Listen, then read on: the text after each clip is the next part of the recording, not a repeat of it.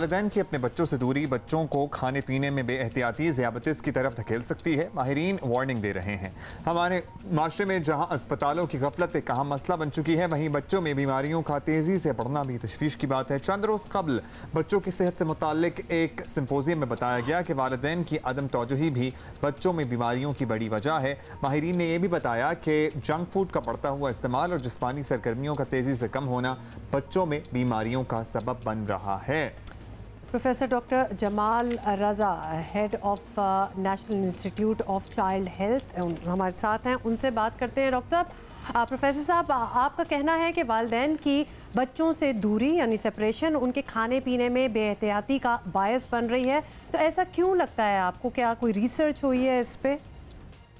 دیکھیے، بات یہ ہے کہ ہمارے یہاں ایک بڑا اچھا رواج تھا پچھلے زمانے میں کہ سارے گھر والے مل کر کھانا کھاتے تھے، جس کو ہم فیملی میل ٹائم کہتے ہیں، اور اس کی بڑی مثبت اس کے اثرات ہوتے ہیں، کیونکہ بچے اور بڑے سب ایک ساتھ کھانا کھاتے ہیں، فیملی بانڈنگ کو بھی وہ پروموٹ کرتا ہے۔ اور اس کے علاوہ چونکہ وہ چیز کافی حد تک ختم ہوتی چلی جا رہی ہے، اور دوسرے یہ کہ جو کھانا بازار کا جو کھانا بچے آرڈر کرتے ہیں یا منگا کے کھاتے ہیں، ان میں وہ تمام اشیاء ہیں جو کہ صحت کے لیے مضر ہیں۔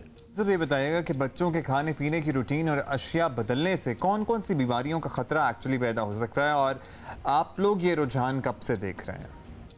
دیکھیے، ریکمنڈیشن یہ ہے کہ WHO کی کہ کم سے کم غذا کے اندر 5 حصے سبزیوں کے اور پھلوں کے ہونے چاہیے۔ ہم نے ابھی جو سروے کیا سندھ میں، اس میں یہ پتہ چلا کہ 3% بچے بھی ایسے نہیں ہیں کہ جو مقدار کو پورا کرتے ہوں، اور اس کی جگہ پر پھر وہ اشیاء کے جس کو ہم انرجی ڈینس فوڈ کہتے ہیں، یعنی بیکری کی تمام چیزیں، بسکٹ ہو گئے، چپس ہو گئے، اور بازار کا کھانا جس کو فاسٹ فوڈ ہم کہتے ہیں، اس کا رجحان بڑھتا چلا جا رہا ہے۔ اب یقیناً یہ رجحان جو ہے یہ موٹاپے کو جنم دیتا ہے، اور موٹاپا تمام بڑی بیماریوں کا باعث بنتا ہے، یعنی ڈائبٹیز، ہائپر ٹینشن، ہارٹ کی ڈیزیزز، یہ تمام بیماریاں موٹاپے سے جنم دیتی ہیں۔ بڑی امپورٹنٹ صاحب آپ نے بتائیے، اب ان مسائل کا حل کیا تجویز کریں گے؟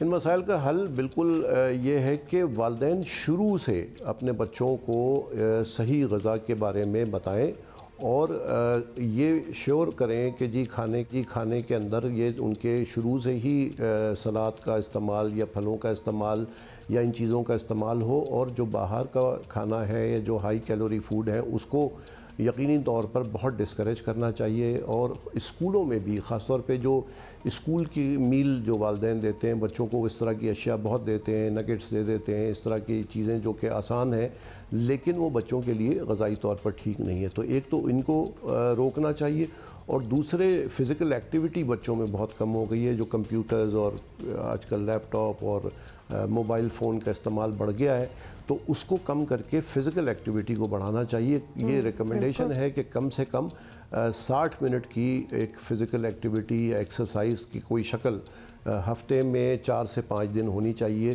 تو اس سے بہت شکریہ پروفیسر ڈاکٹر جمال رضا ہم سے بات کر رہے تھے۔ اور ڈاکٹر صاحب، بلیو اٹ اور ناٹ، ہم بھی یہی کہتے رہتے ہیں کہ بچوں کو ٹائم دیں، اپنی اٹینشن دیں، فزیکل ایکٹیویٹی ہونی چاہیے، لیپ ٹاپ یا ٹی وی کو ایز اے بیبی سیٹر نہ یوز کریں۔ بچوں پہ آپ کو ایکچولی محنت کرنی پڑتی ہے، محنت کے بغیر نہیں بچے پلتے۔ اسی نوٹ پہ ہم آپ سے اجازت لیں گے، اور انشاءاللہ ہم ملاقات کریں گے کل آپ سے۔ Absolutely, see you.